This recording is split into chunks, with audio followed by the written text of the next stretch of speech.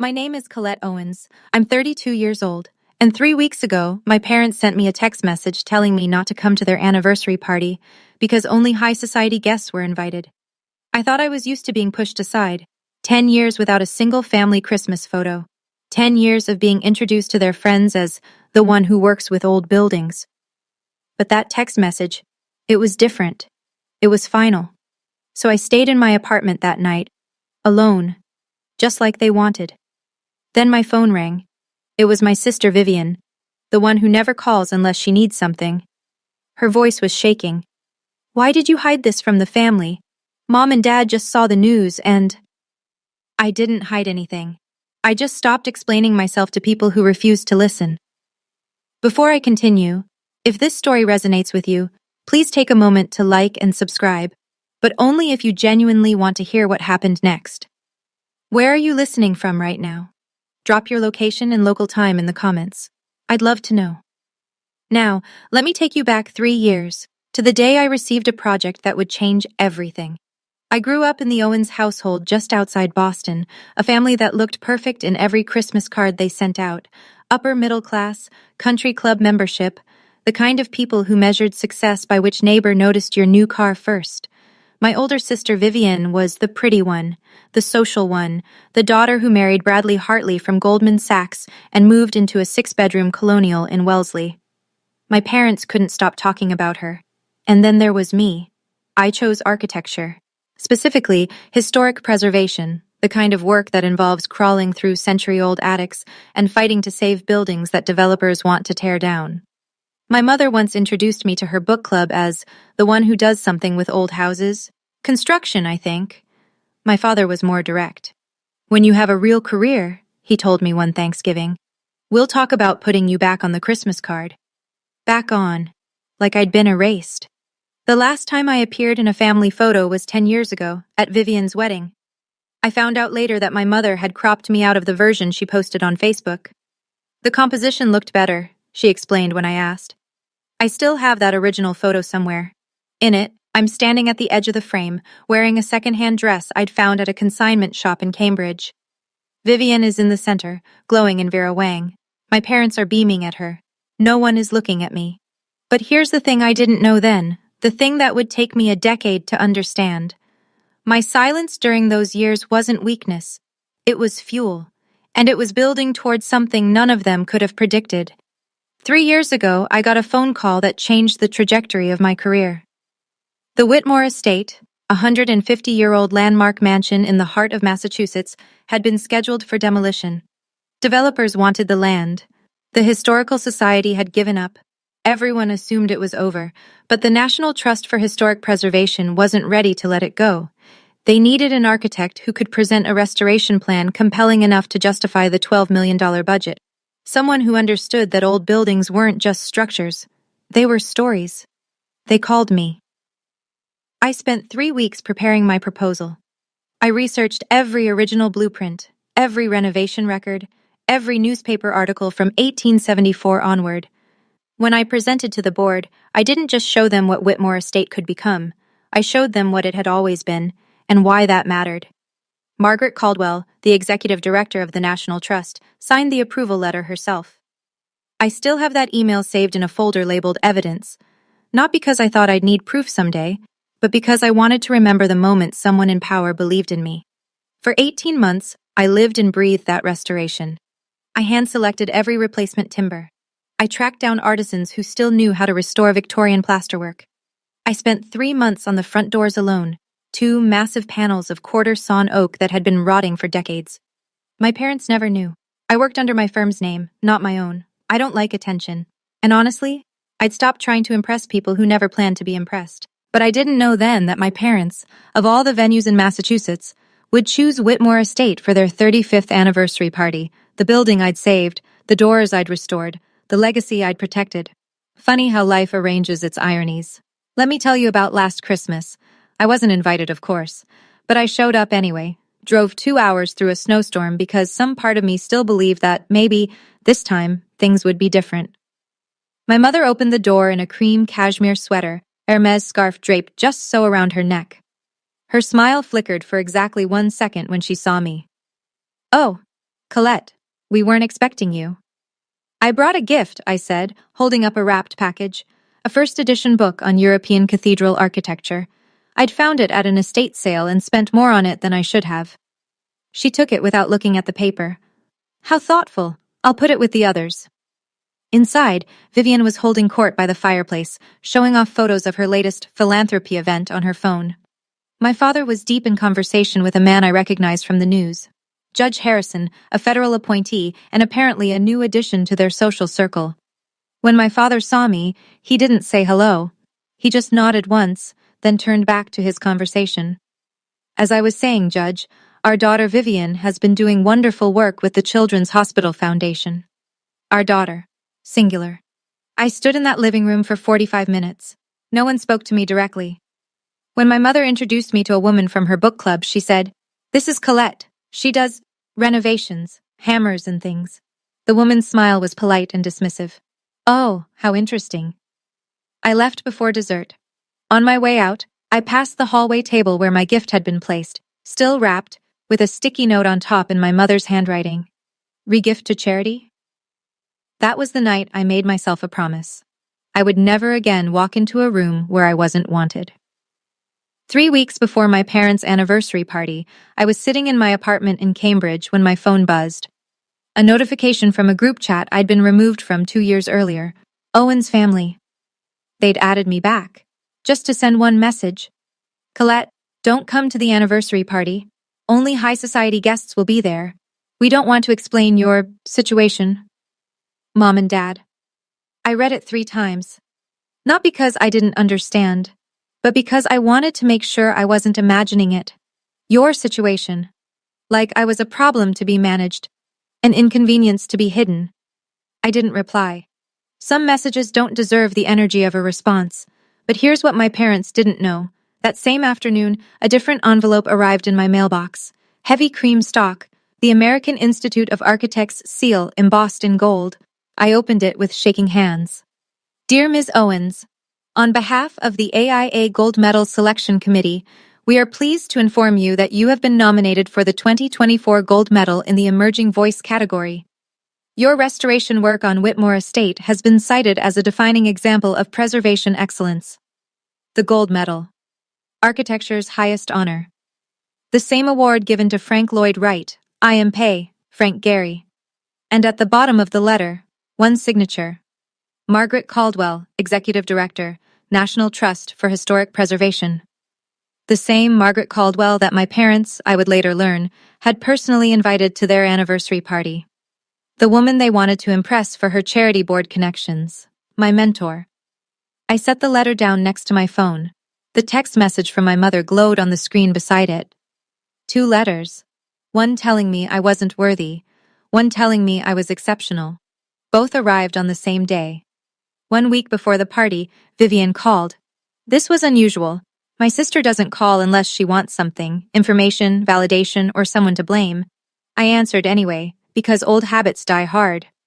Colette, how are you? Her voice was honey-sweet, the tone she uses when she's performing. I'm fine, Vivian. What do you need? A small pause.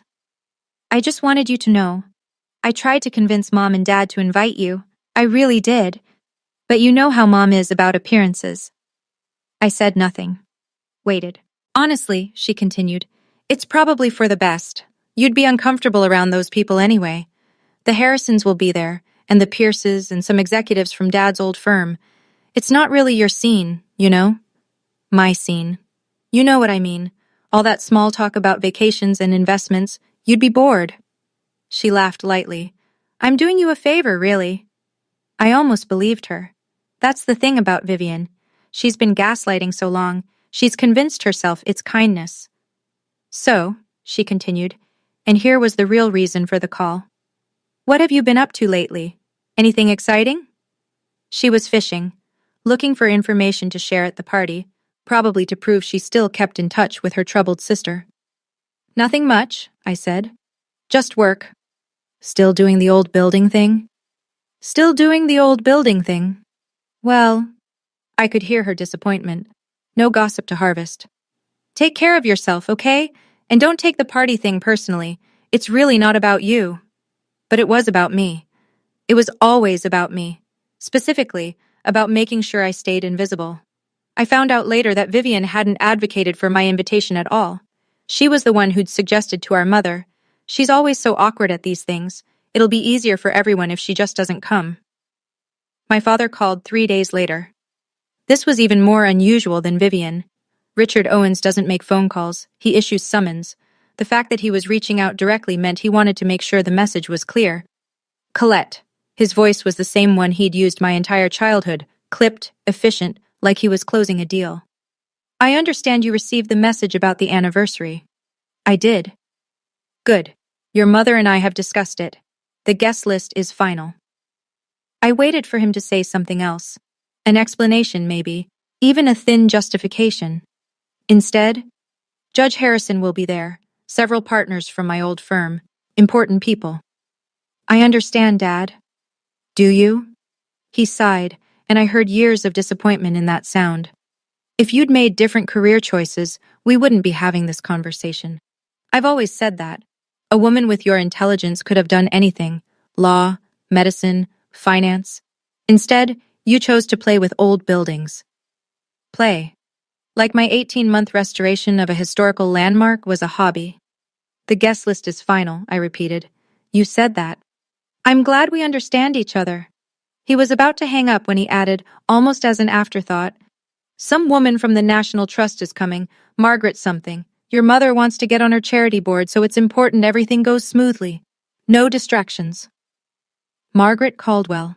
The woman who'd mentored me through the most important project of my career. The woman whose signature was on my AIA nomination letter. My father was hoping to impress my own mentor at a party in a building I had restored, while keeping me hidden like a family embarrassment. No distractions, I said. Got it. I hung up before he could hear me laugh. 2 days before the party, I received a text from Aunt Patricia, my father's sister, a woman I saw maybe once a year at obligatory family gatherings. Colette, honey, your mother told me about the party situation. I just wanted to check in. She mentioned you've been struggling with some mental health issues? Is everything okay? I stared at the message for a long time. Mental health issues. My mother hadn't just excluded me from the guest list. She'd created a cover story, a reason for my absence that made her look compassionate and me look broken. I went to Facebook. I shouldn't have, but I did. There it was, buried in the comments of a post from one of my mother's friends. Diane, so sorry to hear about your younger daughter. Mental illness is so tough on families. You're handling it with such grace. My mother had liked the comment. I scrolled further, found another. Sending prayers for Colette. Diane has been so strong through all of this.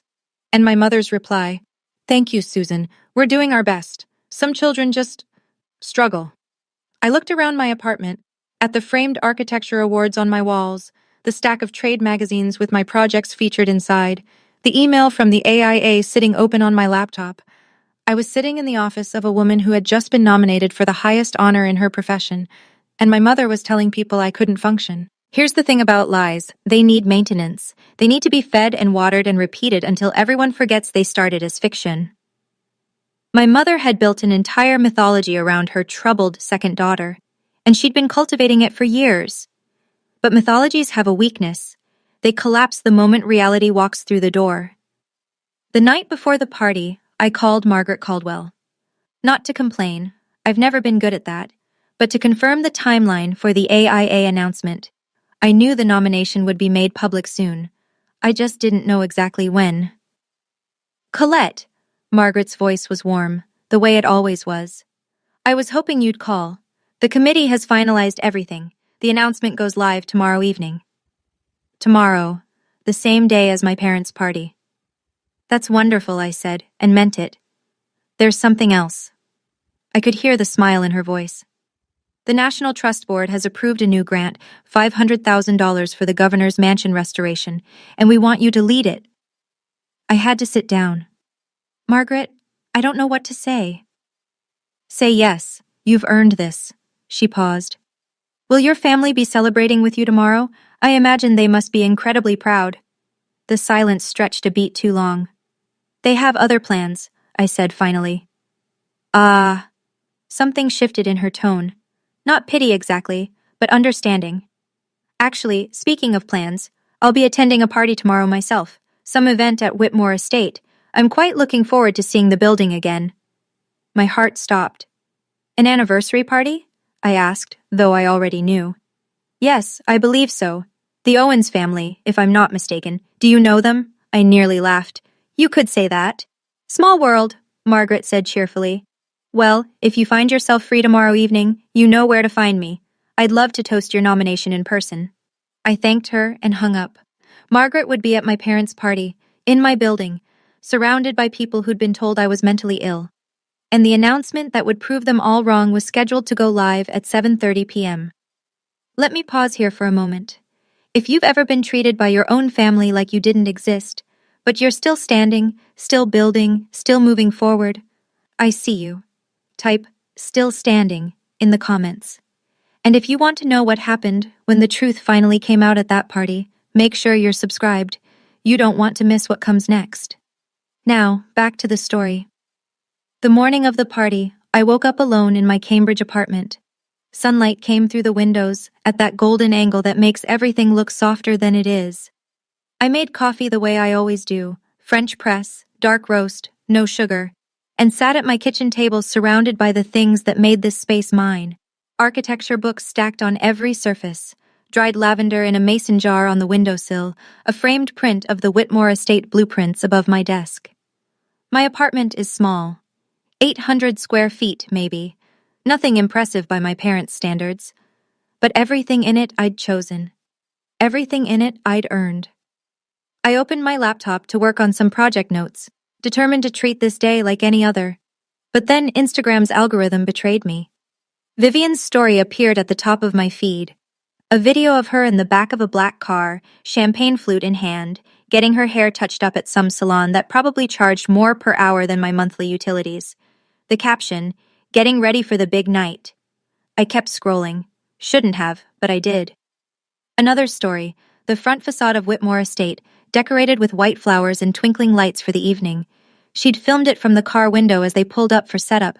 And there, in the corner of the frame, I saw them. The oak doors. My doors. The ones I'd spent 3 months restoring, sourcing replacement hardware from a specialty shop in Vermont, hand sanding every panel until the grain emerged like it had been waiting a century to be seen again. Vivian didn't know. None of them knew. They were about to throw a party in a building full of my fingerprints, and they'd told me I wasn't welcome to attend. I closed Instagram and went back to my coffee. I didn't witness what happened next directly, but I heard about it later. From Margaret, from Aunt Patricia, from the fragments my family let slip in the aftermath. So let me tell you what I pieced together. The party began at 6 o'clock. 150 guests arrived in a procession of German luxury sedans and hired town cars. Black tie, the women in gowns that cost more than my first car, the men in tuxedos tailored on Newbury Street. The string quartet played Vivaldi as servers in white gloves circulated with champagne. Krug, according to Vivian's Instagram story, $300 a bottle. My mother stood at the entrance in a burgundy Valentino gown, diamonds at her ears, greeting every guest like she was hosting the Met Gala. My father worked the room with the energy of a man who'd been rehearsing his small talk for weeks.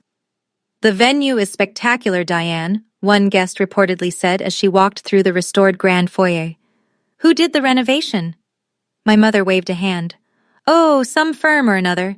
The event coordinator handled all that. But isn't it perfect? I just knew this was the place when I saw it." Perfect. A building she never bothered to research. A restoration she didn't know was mine. Vivian floated through the crowd in Oscar de la Renta, her husband Bradley trailing behind her like a well-dressed accessory. She posed for photos beside the marble fireplace, beneath the restored chandelier, against the hand-painted wallpaper I'd fought to preserve when everyone else wanted to tear it out. The centerpieces on every table were white hydrangeas in crystal vases, flanked by diptyque candles. "Mom's taste is impeccable," Vivian captioned her latest story. And somewhere across town, I sat in my small apartment, watching it all unfold on a 6-inch screen. Margaret Caldwell arrived at 7 o'clock. She came without fanfare, no entourage, no announcement, but the room noticed anyway. Margaret has that quality. She doesn't demand attention, she simply carries it with her. Understated elegance. A navy dress, simple pearls, The kind of presence that comes from decades of being the most knowledgeable person in any room about any building she stands in. My mother spotted her immediately. "Mrs. Caldwell?" Diane crossed the foyer with her champagne glass raised, her smile wide enough to accommodate all her ambitions. "What an absolute honor to have you here. I've heard so much about the National Trust's work, truly inspiring." Margaret accepted the greeting with polite neutrality. "Thank you for the invitation. I must say, I have a personal connection to this estate. It's lovely to see it in use." My mother's eyes lit up. An opening for connection, for networking, for whatever board position she'd been angling toward. "Oh, how wonderful. Did you attend events here before the renovation?" "After, actually." Margaret glanced around the room, her gaze lingering on the restored crown molding, the original hardwood floors, the windows I'd fought to preserve. "I was quite involved with the restoration project, worked closely with the lead architect." My mother nodded along, clearly not listening, already calculating her next move. "Speaking of which," Margaret continued, "I was hoping to see Colette here tonight. Is she running late?" My mother's smile froze. For 1 second, just one, the mask slipped. "Colette?" She recovered quickly, rearranging her expression into something approaching concern. "Oh, she couldn't make it. She's not well, I'm afraid. You know how it is." Margaret's eyes narrowed slightly. "That's strange. I spoke with her just yesterday. She sounded perfectly fine." My mother had no response for that. The first crack had appeared. At 7:30 p.m., the American Institute of Architects published their announcement. The AIA Gold Medal nominations appeared on their website, their social media accounts, and in a press release sent to every major architecture publication in the country. Within minutes, Architectural Digest shared their pre-written feature article. 12 pages of photographs and interviews, months in the making, timed perfectly to the announcement. The headline, "Colette Owens, the woman reshaping America's architectural heritage." I was still in my apartment when I saw it go live. I refreshed the page 3 times to make sure it was real. My photo, my work, my name, all of it, out in the world for anyone to find, including the guests at my parents' party. It started with a local journalist, a woman who covered arts and culture for the Boston Globe and had been invited as a friend of a friend. Her phone buzzed with a news alert. She glanced at the screen, then did a double take. "Did you see this?" she said to the man beside her. "The architect who restored this building just got nominated for the AIA Gold Medal." The man leaned over to look. "Whitmore Estate? This building?" "The very one." She scrolled through the article. "Colette Owens, only 32, they're calling her one of the most important preservation architects of her generation." The name began to circulate, whispered at first, then spoken aloud. Guests pulled out their phones. The Architectural Digest article loaded on screen after screen, and in that article there was a photograph. Me, standing in front of Whitmore Estate's restored entrance, smiling in a way I'd almost forgotten I could. One guest turned to another. "Wait, Owens? Isn't that the host's name?" The question hung in the air like a lit fuse. My mother is very good at managing narratives. She's had decades of practice, curating her image, controlling what people see, burying what they shouldn't. But she couldn't manage this. "Colette Owens?" A woman in emeralds approached my mother with her phone extended. "Diane, is this your daughter?" My mother glanced at the screen, saw my face, saw the headline, and her expression cycled through surprise, then recognition, then something close to panic, all in the space of a heartbeat. "Oh, that must be a different Owens." She laughed, but it came out wrong. Too high, too fast. "Our Colette works in construction, I believe, not architecture. But the article mentions she's from the Boston area, and she has the same last name." "Common name." My mother waved her hand dismissively. "I'm sure it's just a coincidence." But another guest had already Googled my name. "It says here she grew up in Wellesley. Isn't that where you're from?" My father materialized at my mother's side, drawn by the commotion. "What's going on?" "They're saying the architect who restored this building is someone named Colette Owens." My father's face went carefully blank. His boardroom expression, the one he used when deals went sideways. "I'm sure there's been some mistake." But there was no mistake. The Architectural Digest feature was thorough. It mentioned my education, my early projects, and, most damning of all, included a quote from me about my childhood. "I learned early that my work would speak louder than words. In my family, I never felt like my voice was heard, so I let the building speak instead. Someone read that quote aloud. The room went quiet. And my mother, for perhaps the first time in her life, had absolutely nothing to say. My phone rang at 7:52 p.m. I was still sitting at my kitchen table, still in my apartment, still alone. The AIA announcement had been live for 22 minutes. I knew what was coming before I even looked at the screen. "Vivian," I answered. "Why did you hide this from the family?" Her voice was shaking, not with concern, but with fury barely contained. "Mom and Dad just saw the news and they're completely blindsided. Do you have any idea how embarrassing this is?" "Hello to you too, Vivian." "Don't you dare be sarcastic with me right now. Everyone at this party is asking about you. Everyone. Judge Harrison's wife just cornered Mom asking why you aren't here. Mrs. Caldwell, that National Trust woman, keeps bringing you up. This is supposed to be Mom and Dad's night, and you made it about yourself." I let her words wash over me. In the background, I could hear the party, music, clinking glasses, and my mother's voice rising with forced brightness. "Yes, of course we knew. We just wanted to keep it private." "I didn't make anything about myself," I said quietly. "I just existed. I worked. I succeeded. And nobody asked." "You did this on purpose." Vivian's composure cracked completely. "You waited until tonight to—" "The AIA decides when announcements go out, not me. You should have told us. You should have warned us." I almost laughed. "Warned you about what? That I'm good at my job? You've had 10 years to ask me a single genuine question about my career. You never did." Silence. Then, muffled, I heard my mother in the background. "We had no idea. She never tells us anything." "I have to go," Vivian said, and hung up. I set down my phone and let the silence settle around me. For the first time, I didn't feel guilty for existing. Back at the party, everything was unraveling. The guests had stopped admiring the decor and started watching my family. It was subtle at first. Glances exchanged, eyebrows raised. But by 8 o'clock, the shift was unmistakable. My parents' anniversary celebration had become something else entirely. Judge Harrison, a man my father had been cultivating for months, walked directly up to him with champagne still in hand. "Richard, your daughter designed this building, and you didn't mention it?" My father's jaw tightened. "It's complicated, Your Honor. Family matters." "Complicated." The judge's tone suggested he didn't find that explanation satisfying. "You told me earlier that you were proud of your family. Seems you left out a rather significant accomplishment." Across the room, Vivian stood by the bar, attempting to maintain her composure while scrolling furiously through her phone. Bradley hovered nearby, his expression unreadable. I would learn later that he'd pulled up the Architectural Digest article himself and read every word. My mother, meanwhile, was attempting to do what she'd always done: control the story. "Of course we're proud of Colette," she said to a cluster of curious guests. Her smile stretched thin. "We've always supported her. We just didn't want to overshadow the party with her news, you understand." But Aunt Patricia was there. Aunt Patricia, who had texted me about my mental health issues just 2 days earlier. "Diane," she said slowly, "you told me Colette was struggling, that she couldn't function. That's why she wasn't invited tonight." The guests turned to look at my mother. "That's not exactly—" my mother started. "And that article says she led a $12 million restoration project.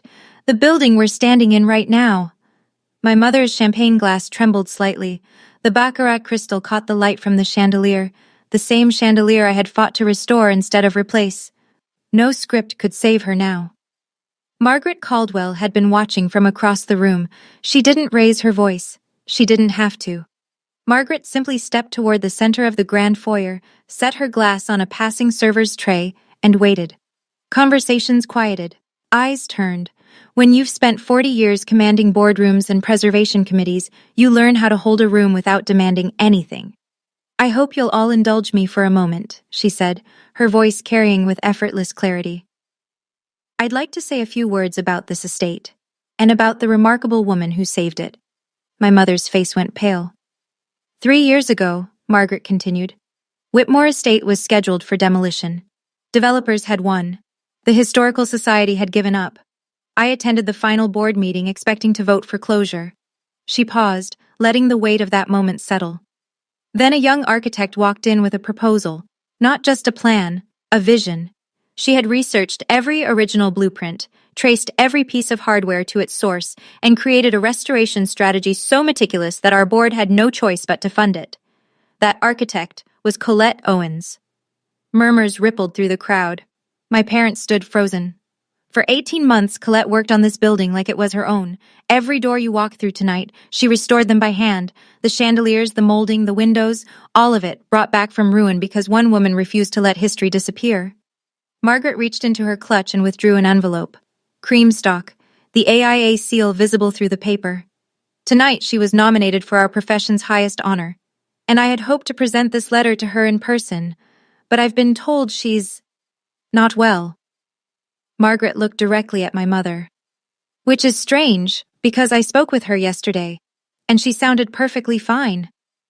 The silence that followed was absolute. 150 people, judges, executives, socialites, old money and new, stood in a room full of my work, staring at my parents, waiting for an explanation that couldn't possibly come. The first question came from a woman in a black Chanel dress. "Diane, is your daughter unwell, or did you just not invite her?" My mother opened her mouth, closed it. Her hands, perfectly manicured, twisted around the stem of her champagne flute. "It's complicated," she finally managed. "There are family dynamics. The woman's tone was flat. "You told Patricia that Colette has mental health problems. You told your book club she couldn't function, but she just got nominated for the highest award in architecture." More voices joined in, not shouting, this crowd was too well bred for that, but pointed. Precise. "Diane mentioned her daughter works in construction. Is that what we're calling restoration architecture now?" I saw the interview quote. "My voice was never heard in my family. That's quite something." And then Aunt Patricia, standing near the back, spoke up. "Diane, you specifically told me Colette had a breakdown. You said that was why she couldn't come tonight. I believed you. I sent her a sympathy message." My mother's mask finally cracked. "I didn't say, I never meant, she never tells us anything. How were we supposed to know?" "Know what?" Judge Harrison stepped forward, his voice cool. "That your daughter is apparently one of the most talented architects in the country? That she restored the very building you chose to host this party in?" He shook his head slowly. "Richard, you told me you were proud of your family. It seems what you meant was, you're proud of some of your family." My father had no response. The mythology my mother had built for a decade collapsed in 90 seconds. And then someone turned to Vivian. It was a young woman about her age, someone from the country club, I would later learn, part of her social circle. The kind of friend who knows all your secrets because you told her yourself. "Wait," the woman said slowly, realization dawning. "Vivian, you told me your sister was finding herself. You said she never really launched. That she was basically, how did you put it, the family embarrassment." Vivian's perfectly composed face went rigid. "That's not, I didn't mean it like, you said she had mental problems, that your parents didn't talk about her because it was too painful." Another voice joined in. "You told me she works at some handyman company, that she dropped out of college." "I said she left her graduate program early," Vivian's voice rose defensively. "That's technically true. She finished ahead of schedule, but..." "So she finished early, and then restored a $12 million landmark, and got nominated for the highest honor in architecture." The first woman crossed her arms. "That's what you call not launching?" I could imagine Vivian standing there, her Oscar de la Renta gown, her perfect hair, her entire identity built on being the successful daughter, watching it all crumble. And then Bradley spoke. Her husband, the Goldman Sachs banker, the one she'd married to complete the picture of success. "Vivian." His voice was quiet, but in the sudden hush everyone heard. "You told me your sister was troubled, that she was the family shame. That's why we never see her at holidays." He looked at his wife with something I recognized, the expression of a man realizing he'd been given a carefully edited version of his own family. "What else have you not been telling me?" Vivian's excuses died on her lips. Some lies can survive anything except the light. If you're thinking, how could things change this fast? I want to tell you something. They didn't. This moment was 10 years in the making. 10 years of silence. 10 years of letting my work pile up in the corner while everyone looked the other way. The truth doesn't need drama to come out. It just needs time. Tell me in the comments. Have you ever had a moment when everyone finally saw what you'd been building all along? Let's continue. After Vivian hung up on me, I sat in my apartment for a long time. The evening light had shifted to that blue-gray that comes before full dark. My phone had buzzed several more times, texts from colleagues who'd seen the announcement, a voicemail from a reporter at the Globe, but I'd ignored them all. I wasn't ready to celebrate, not yet. I walked to the window. From my apartment, I couldn't see much, just the back of another building, a slice of street, the ordinary life of Cambridge going about its evening. But somewhere 45 minutes away, a party was falling apart. I thought about what Margaret had said on the phone the night before. If you find yourself free tomorrow evening, you know where to find me. I thought about the oak doors I'd spent 3 months restoring, the chandeliers, the hand-painted wallpaper. Every corner of that building held a piece of my attention, my care, my love. My parents had told me I wasn't welcome there, but that building was mine in every way that mattered. I stood up, walked to my closet, found the dress I'd been saving for some future occasion I could never quite name, a midnight blue wrap dress, simple but elegant. The kind of thing you wear when you want to feel like yourself, only more so. I put on the Cartier tank watch I'd bought myself after my first major project. It had cost more than I could afford at the time. But I'd wanted something to mark the moment when I'd proven, to myself at least, that I was good at what I did. No one in my family had ever seen it. I picked up my keys. I wasn't going there to make a scene. I wasn't going there for revenge. I was going because that building was mine, and I deserved to stand in it. The drive took 45 minutes. I took the back roads, the ones that wind through old Massachusetts towns where the trees arch over the pavement like cathedral ceilings. I wasn't in a hurry. I'd spent 10 years being patient. Another hour wouldn't change anything. When I turned onto the estate's drive, my breath caught. Whitmore Estate was lit up like a memory come to life. Every window glowed. White lights wrapped the entrance columns. The gardens I'd helped preserve were filled with guests in evening wear, their silhouettes moving against the golden light spilling from inside. I parked at the far end of the lot and walked toward the entrance. The oak doors, my doors, were propped open, welcoming guests into the restored grand foyer. I paused for a moment at the threshold, running my fingers along the wood grain I knew by heart. 3 months of work, 2 coats of hand-rubbed oil finish, hardware sourced from a specialty shop in Vermont that had to special order the hinges from Germany. I'd stood in this doorway 100 times during the restoration, but never like this. Never in a dress, never with my heart pounding, never walking toward the family that had told me to stay away. I stepped inside. The foyer opened up around me. The marble floor, the restored chandelier throwing prismatic light across the ceiling, the sweeping staircase I'd fought to save when everyone else wanted to modernize. Every surface held my fingerprints, my decisions, my vision. And then someone turned. A woman near the bar. Then a man by the fireplace. Then another. And another. That's her. A whisper carried across the room. That's Colette Owens. 150 people fell silent, and I stood in the doorway of the building I'd saved, finally ready to be seen. My mother was standing near the center of the room when she saw me. I watched her face cycle through every emotion she'd spent decades suppressing in public. Shock, then recognition, then fear, then, briefly, something that might have been shame. The champagne glass in her hand tilted at a dangerous angle. Her Valentino gown suddenly looked less like armor and more like a costume. My father stood beside her, his face carefully blank. The boardroom expression. I walked toward them, not rushing, not hesitating, just walking, the way you walk when you're going home. Margaret caught my eye from across the room and gave me a small nod. Permission, encouragement, support. I stopped a few feet from my parents, close enough to be heard, close enough for the guests nearby to hear too. Mom, Dad? My voice was steady, quieter than I expected. I got your message. I know I wasn't invited. My mother opened her mouth, but nothing came out. But this building was my project, I continued. 18 months of my life. Every door, every window, every piece of molding you've been showing off tonight. I designed the restoration. I supervised every contractor. I was here before sunrise and after sunset for a year and a half, making sure this place would stand for another century. My father finally spoke. Colette, this isn't the time or place for what, Dad? For existing? For being good at something? I wasn't angry. That's the strange part. I'd expected to feel angry. I'd earned the right to it. But standing there, in that room, I just felt clear. I'm not here to ruin your party, I said.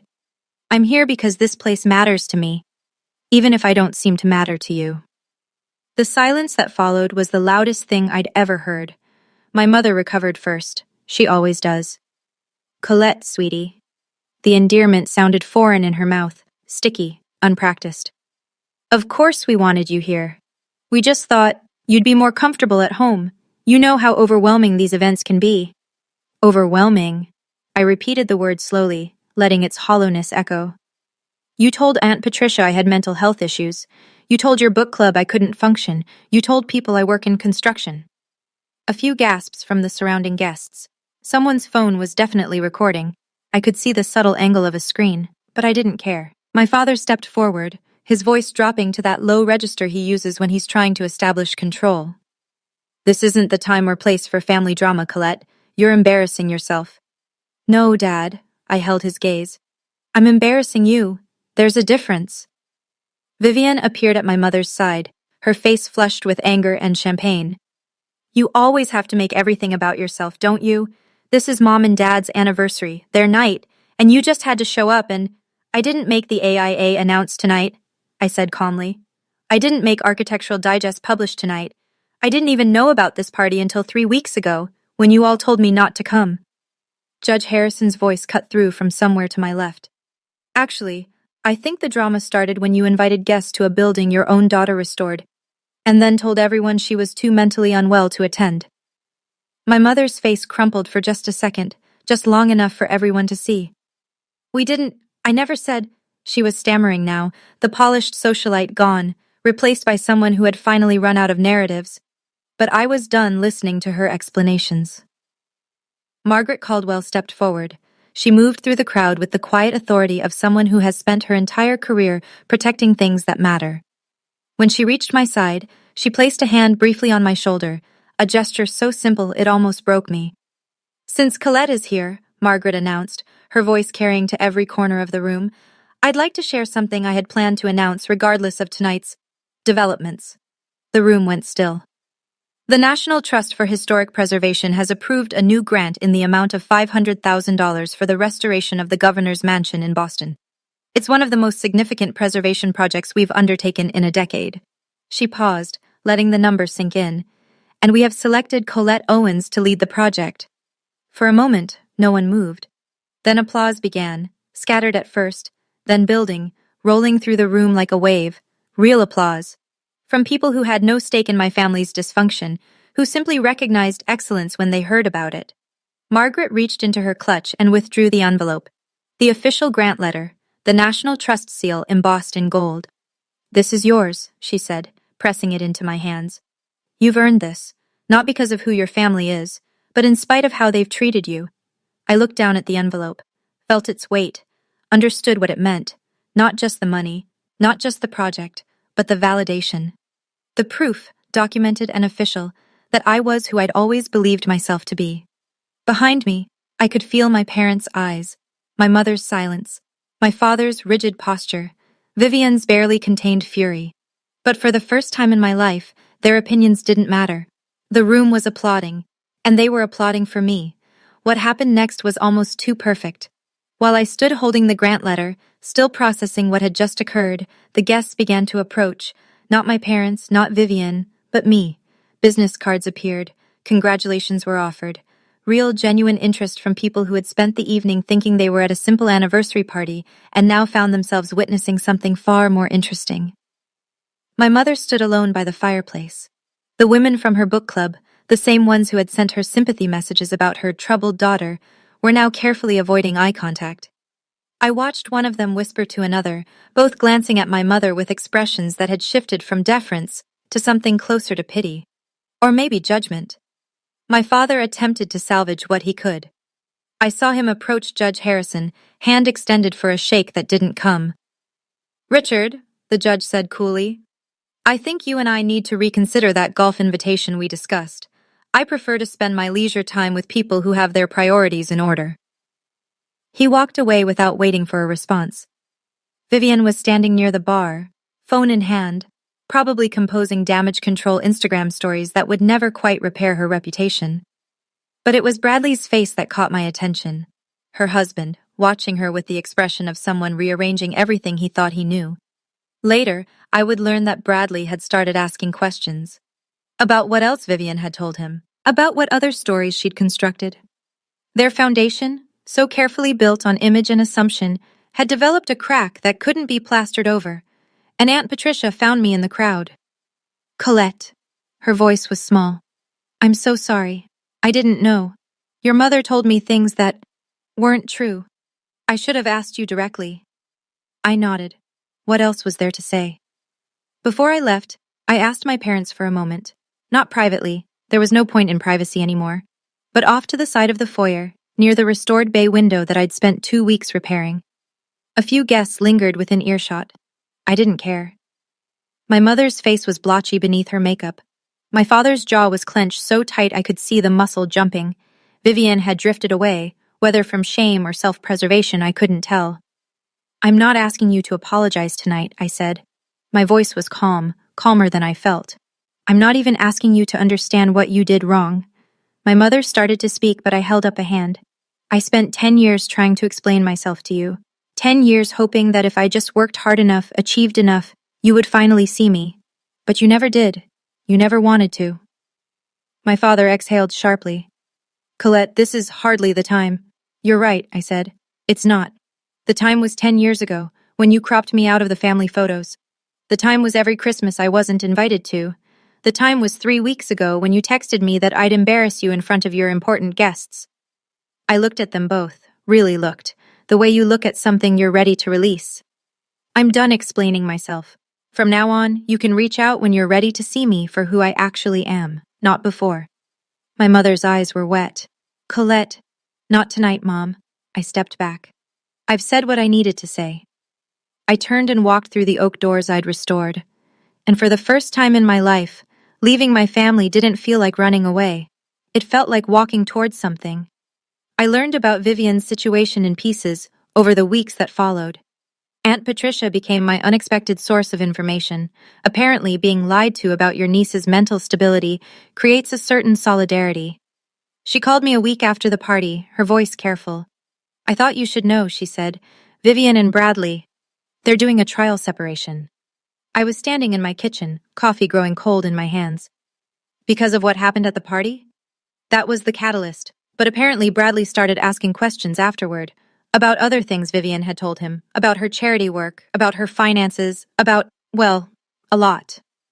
I thought about my sister's Instagram, the carefully curated photos, the filtered life, the image she'd constructed so meticulously, a house of cards. He realized she'd been editing the truth for years, Aunt Patricia continued. Not just about you, about everything. I didn't feel satisfied hearing this. I didn't feel vindicated. I just felt tired.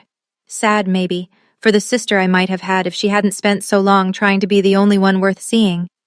A few days later, Vivian sent me a text message. 4 words. You ruined my life.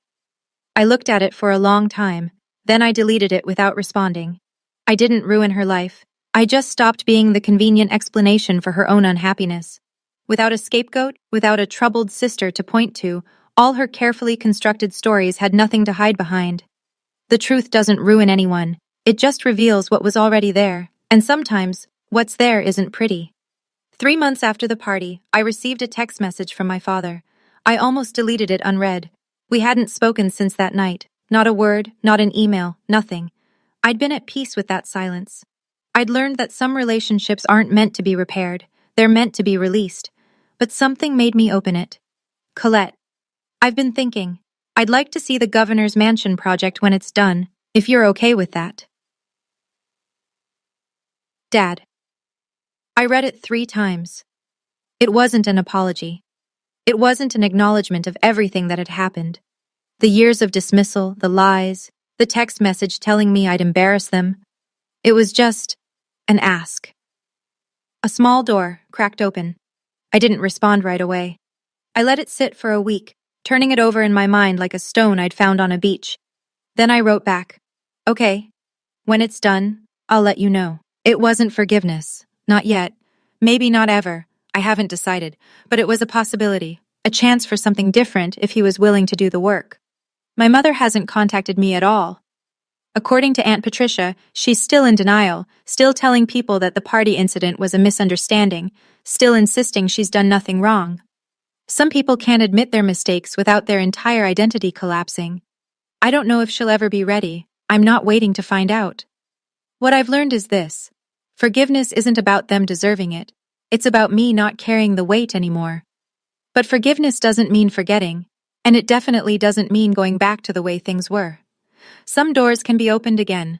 Others stay closed for a reason. I'm standing outside the governor's mansion now.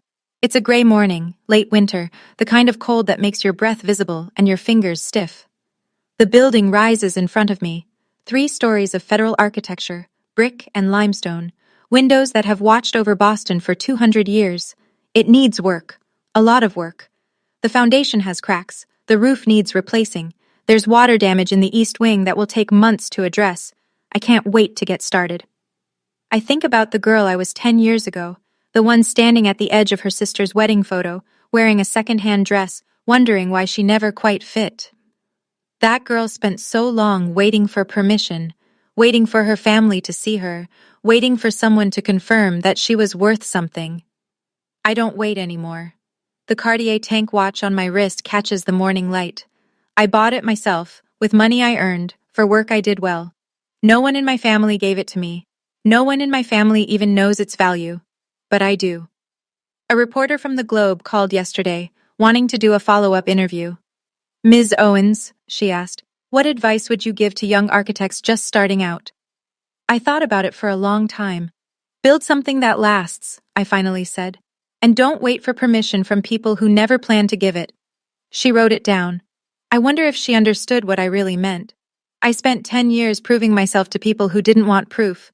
They wanted me to stay small, stay invisible, stay in the box they'd built for me. But buildings aren't the only things that can be restored. Sometimes, the most important renovation is the one you do on yourself. So that's my story. No magic wills, no secret inheritances, no dramatic courtroom reveals, just 10 years of work, a few official documents, and the slow, patient accumulation of truth. My parents texted me 3 weeks before their party and told me not to come. They said only high society guests were invited. They said I'd embarrass them. And then the news anchor said my name on the same night they were trying to erase it. I don't know if that's karma or coincidence. I don't know if the universe arranges these things, or if we just notice the patterns that fit the stories we need to tell. What I do know is this. I stopped waiting for my family to see me. And somehow, that's when everyone else did. If you're listening to this and you're in the middle of your own 10 years, if you're working in silence, building in the dark, waiting for someone to notice what you've done, I want you to hear this. Keep going. The people who dismiss you might never change. Your family might never understand. The recognition you deserve might come late or not at all, or in ways you never expected. But your worth isn't determined by whether they see it. Your worth is determined by you. Build something that matters. Let your work speak. And when the time comes, when the doors finally open, walk through them with your head held high. You don't need anyone's invitation to stand in the rooms you've built. Thank you for staying with me until the end of this story. If it resonated with you, drop a comment. I read every one.